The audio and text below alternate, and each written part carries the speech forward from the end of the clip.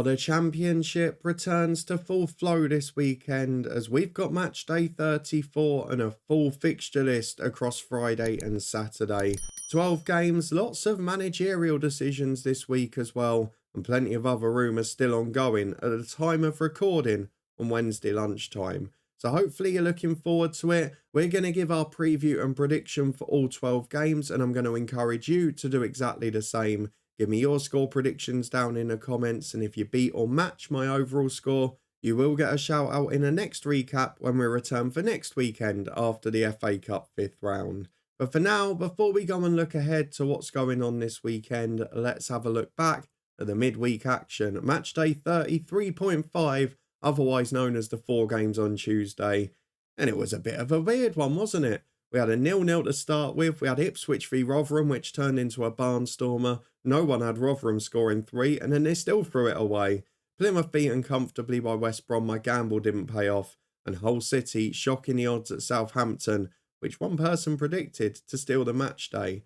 For me, it's 2 points for the first 2 correct outcomes. But let's have a look at you guys in the comments, because most of us got 2. Level with me. Daniel, Adam, Lewis, Isaac, Mitchell, all for 2 correct outcomes. On 3 points, all for 3 correct outcomes, Simon, Brian and Ojo. And then top of the pile, the only person to get a perfect score this midweek, Mello with 5. You've won the championship predictions again this time. What a purple patch for you. And correctly predicted a 2-1 Hull win at Southampton. You deserve it for that one alone. So well done to you, and thank you to everyone for taking part. Make sure you do the same again for this weekend, because we start match day 34 with 2 big games on Friday night. The first of them is in the battle for the playoffs. It is Coventry City versus Preston North End. Coventry, a crucial 1-0 win at Stoke last weekend. 4 unbeaten, but crucially 3 of those victories. And they are just 3 points away now, right in that mix, and at a good time of the season as well. Wasn't a vintage performance, but they did have the best chances of the game and probably should have scored a couple. But Mark Robins is doing his business again, and all of those strikers starting to contribute. We've seen Haji Wright in recent weeks. This time it was Ellis Sims. Whereas for Preston, to be fair, they looked down and out after 25 minutes against Blackburn. A woeful start, but they came back into it. And in the end, it's a rare game that Preston North End dominated. They got themselves back on level terms. They probably deserved a bit more, but it's a bit of a collector's item this. 64% of the ball, twice the amount of shots and shots on target, albeit Blackburn still created the best ones of the match. But lots of corners, lots of set pieces and lots of territory, something we don't often see from Preston, which was really interesting. They are in a bit of a purple patch when it comes to scoring goals. Coventry very good going forward at the minute too. It's just whether Preston keep this run going, because they're 5 unbeaten now. But with respect, all of those games have been against sides, bar Ipswich, in 12th or below. And I don't know if Coventry is going to be a bit too much. At home, Coventry have been excellent in recent times as well. They've been scoring pretty freely. I'm going to go for Coventry to win. It's always second half goals with them, isn't it? I'm going to go for Coventry by 2-0. The other game on Friday night is the most mouth-watering one of the weekend, I'm sure, and it also promises to be pretty important in a race for the top 2. It is Leeds United versus Leicester as second and first go head-to-head. And if Leeds win this and the other sides below keep up this weekend, I tell you what, it could be squeaky bum time for Leicester at the top, because the gap will close to 6 after Leicester were, well, very poor at home to Middlesbrough last weekend. Jamie Vardy almost salvaged them a point, scoring 1 and creating another as well. And to be fair, on another day, Leicester might have won it, but to only convert 2 shots on target from 24 overall, it got a little bit desperate. They started going from distance. They had a few from set pieces, particularly corners. They ended up having 12 of those in the match. It was a very interesting game. Middlesbrough played on the counter. Leicester dominated the ball, but they could not break through and break them down. Albeit, as I say, on another date, they might have taken 2 or 3 chances. For Leeds, comfortable win at Plymouth, 3 clean sheets in a row, 9 goals scored. It wasn't actually a great game or a great performance. One of the best Plymouth defensive displays at home, and they lost it. Leeds absolutely clinical in front of goal, 2 shots on target, 2 goals. Something we haven't seen from them at times earlier in the season, which is why they're a few points behind. A fantastic effort. Nonto and Rutter flying. Pirro scored in the one before. Somerville's been fantastic in recent weeks. They've got everything going for them. And just as Daniel Farke does normally, they're hitting form at the right time. I'm still banking on Leeds to get promoted, and I think they're going to win a thriller here. I think this game's going to be end-to-end. Leicester, they've got to try and get control of the ball, keep possession, keep it at their pace. If Leeds are able to make it a frantic game with quick counter-attacks, probably suits them better. I'm going to go for Leeds to edge a brilliant game. Not usual for Friday night on TV. I'm going to go by 3-2 at Ellen Road to really open up the title race. As we move on to a Saturday lunchtime TV game that probably won't have quite so many goals, it is Hull City versus West Bromwich Albion. Both of these sides played in midweek. Hull, with that brilliant win at Southampton, flew out the traps to be 2-0 up at half-time. And to be fair, they were good value for it as well. More shots and more on target. We're happy to let Southampton have a bit of possession, but they were absolutely excellent from start to finish. And after scraping a few wins that were important but not convincing, we produced a really good performance there. As did West Brom away from home at Plymouth. A lot of people thought that would be a tough game. Plymouth's home record is great. And more importantly, Plymouth always score goals at home or at least create chances. Now, to create no shots on target at all, to be absolutely outplayed, and West Brom, let's be fair, they could have had more than 3 as well. It was a fabulous performance from the Baggies, and it does make this game a really mouth-watering one for the weekend. Hull have won 5 in 6, West Brom have won 3 in 5 and only lost at home to Southampton. I can see this being a really tight game. 2 good teams, 2 lots of quality, and individual moments are going to decide it. For me, I can't separate them, so the Championship's favourite scoreline of 1-1 is what I'm going to go for. As we move on to the remaining 9 games, which are all 3 o'clock kickoffs on Saturday, we start with Blackburn Rovers versus Norwich City. Blackburn back-to-back draws, including one in midweek away at Cardiff. A 0-0 given Blackburn's season defensively. Probably not a bad effort in truth. Okay, John Eustace has conceded a lot of their attacking threat. They've only had 1 shot on target in that match. They didn't really look like opening the opposition up. And Cardiff aren't a great side, but bar one great opportunity, they didn't get opened up much either, which is basically unheard of for Blackburn this year. They give up a few set pieces and look a little susceptible, but overall they'll be thrilled with a clean sheet and another important point in the battle for safety. For Norwich, back-to-back 4s scored against both Watford and Cardiff at home, but on the road it's been a little trickier. A narrow defeat at Leeds, that 2-2 draw at QPR. We know they're not the best defensively, but they are very much in a playoff race, and they are looking good in front of goal. If Josh Sargent is playing, Josh Sargent will be scoring, and that gives Norwich hope. They were really good against Cardiff, but this game, their defence just worries me. Blackburn at home will be a lot more aggressive, and I think this might be a thrilling draw. I can't separate them again. I'm going for 1 more goal this time. 2 goals apiece based on both teams' defensive records this year. As we go from 2 teams that score and concede lots to 2 that don't really score at all, it is Cardiff City versus Stoke City. Cardiff involved in that 0-0 against Blackburn in midweek. That was their 3rd game in the last 4 they hadn't scored from. And then Stoke City, well, they've not been great either. 5 defeats in their last 6, a 1-0 defeat at home to Coventry. A few rumours starting to swirl about Steven Schumacher. No movement at the time of recording here. They obviously got that big win against QPR.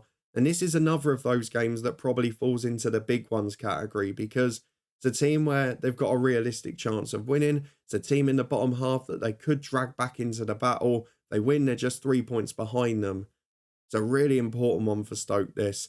The thing that sort of got me here is I was going with my gut to say a Stoke win because I feel Cardiff have been so poor recently.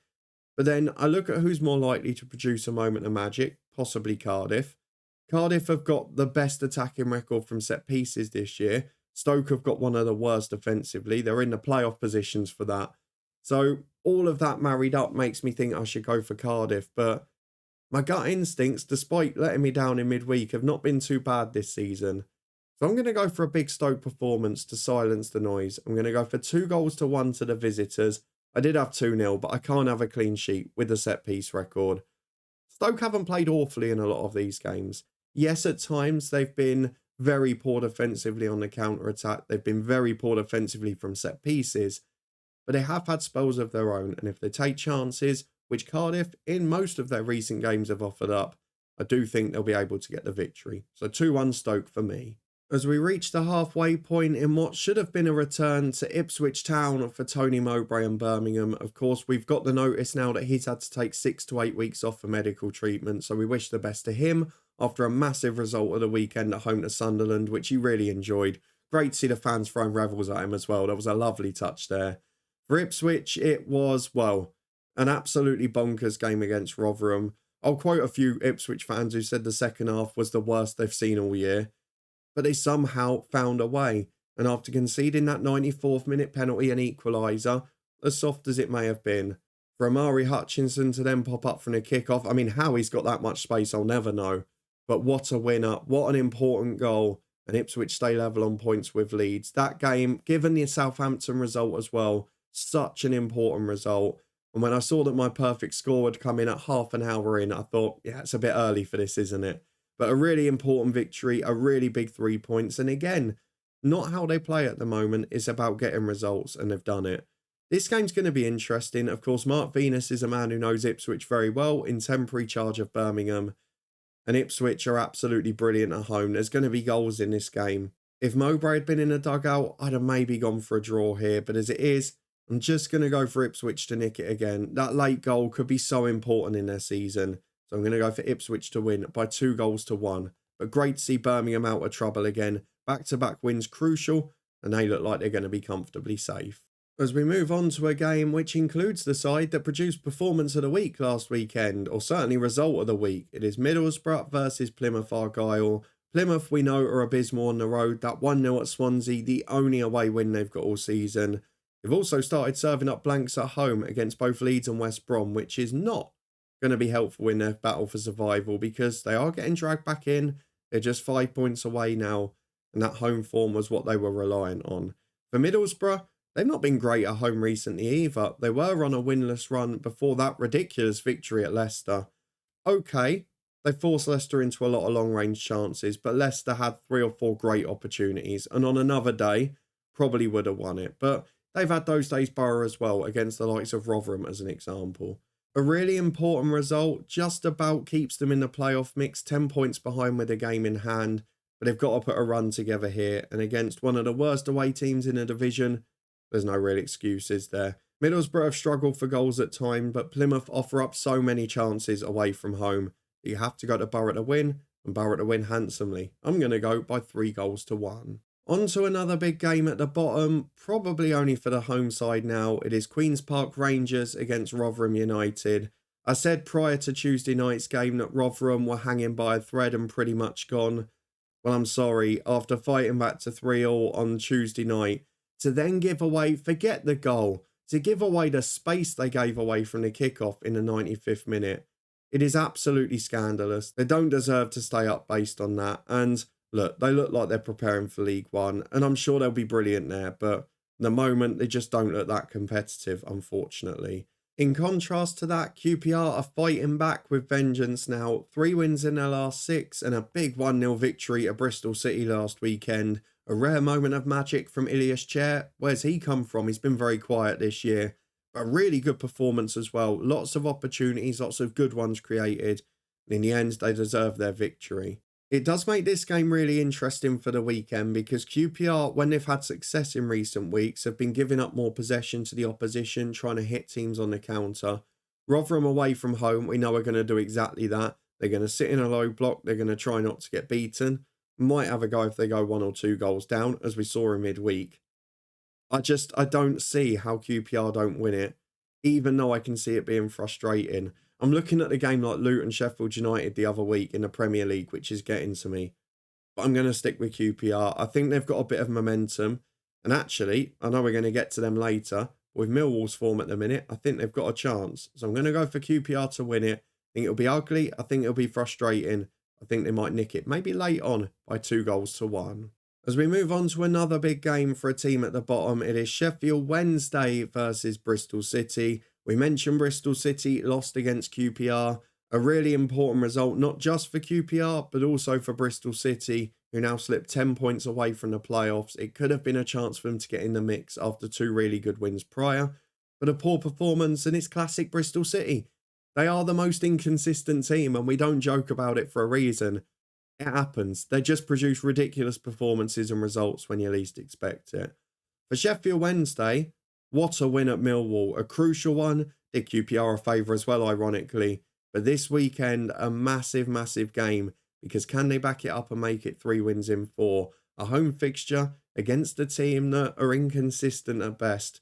You do feel they've got a chance. A late red card for Ashley Fletcher won't help them going into this one, but Ugbo's been a revelation since coming in. A great signing, and Sheffield Wednesday, they were ruthless. They created 2 clear-cut chances and turned it into 2 shots on target and 2 goals. I mean, it was just a really good display. They were solid defensively. And Sheffield Wednesday are starting to look good. Whether they survive or not, I don't know, but Danny Rowe has done a remarkable job there to get them competitive from where they were with a squad that doesn't suit his style at all.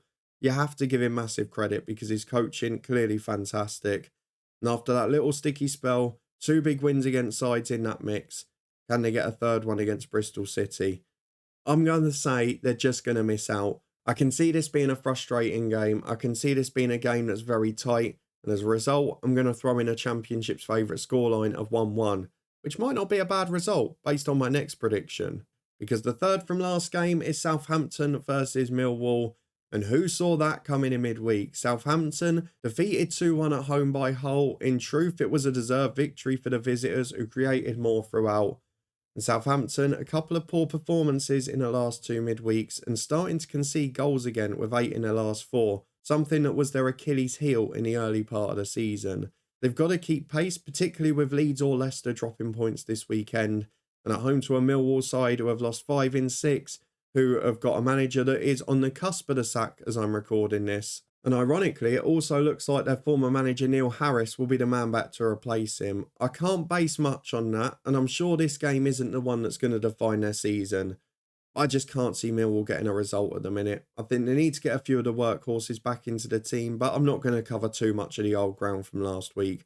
They've got no attacking threat because they're not playing to the players they've got. They've got a Gary Rowett team trying to play a Joe Edwards style, and it's just not working. You can't make too many changes at once. He didn't do what someone like Rob Edwards did last year and come in and play the style that suits the team. Then make your changes gradually, and he's going to suffer for that. For me, Southampton bounce back in style this weekend. I'm going big. I'm going for a clean sheet. I'm going Southampton by 3-0. As the penultimate game sees another sort of new manager come in, this time an interim. It is Sunderland versus Swansea City. Sunderland sacked Mick Beale after some strange antics at the weekend. We've said this, it wasn't the right appointment from the start, and it's been proven that way. Not just in terms of results and coaching, but man management is the big problem, and his actions at the weekend were just really poor. And you can't do that and expect to keep players on side. So it's no surprise that Mick Beale has moved on. And of course, the interim did a great job last time between Mowbray and Beale. And as they go up against a Swansea side that have lost 4 of their last 5, been in a run of awful fixtures, it's a real chance to get the feel-good factor back at Sunderland and the Stadium of Light. 2 away defeats, but they were decent at home to Plymouth, and they were okay at home to Stoke as well. They've got goals, they've got magic in the team, and I think the team will be brought together because they all seem to be a fan of the interim. So I think this is going to be a Sunderland win. Luke Williams has just got to get through this spell with Swansea. They're only 4 points clear now. It's about keeping the goal difference down because we mentioned it in his manager special. The run-in is a lot of winnable games and they could pull away quite comfortably. If they could nick a draw, it would be a big result for them. I just think Sunderland have got too many good individuals and you might see a moment of magic somewhere. So I'm going to go for Sunderland to nick this in a tight game by 2-1. And the final game is probably one of the toughest to call at the moment. It is Watford versus Huddersfield Town, and it's another new manager in town. Unfortunately, I didn't get to do a new manager special on Huddersfield because of the no voice situation last week. But it is a really interesting appointment because he's the man who was at Paderborn many years ago, and I watched quite a lot of their games. It's a very close style to David Wagner, and I wonder if they're trying to recreate those glory years from a few back.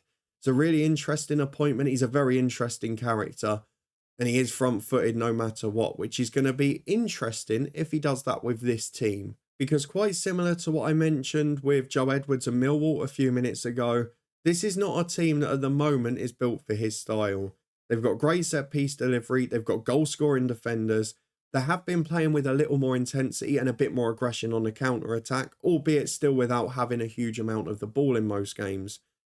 And I just wonder for his style, if they go full out pressing, if they go full out attack, are we going to see them get caught a few too many times? Because Darren Moore had that very early in his spell and had to shut up shop a bit.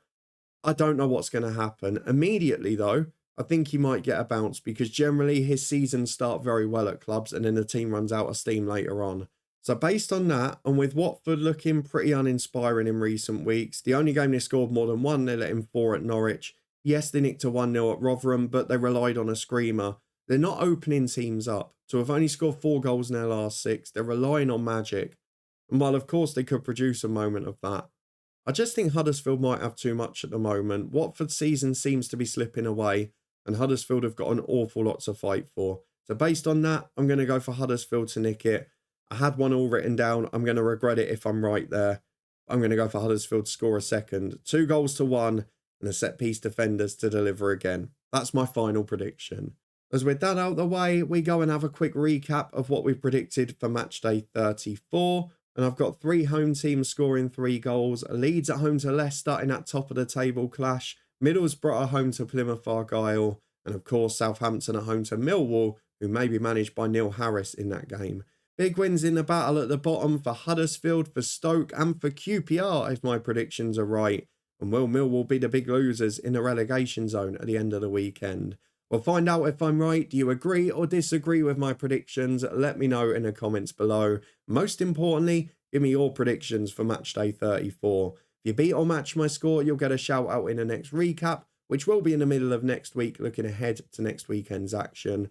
But in the meantime, if you did enjoy this one, please do put a thumbs up on it. Subscribe for regular content from the podcast, as we had our weekend Premier League predictions yesterday, which also looked ahead to the Liverpool-Luton game tonight. And there's so much more you can find up there as well, with a big finish to the season to come. But thank you again for watching as always, and thank you to HelloFresh UK for the support. You can find a link in the description for 60% off and free delivery for your first box, with loads of discounts for 2 months as well.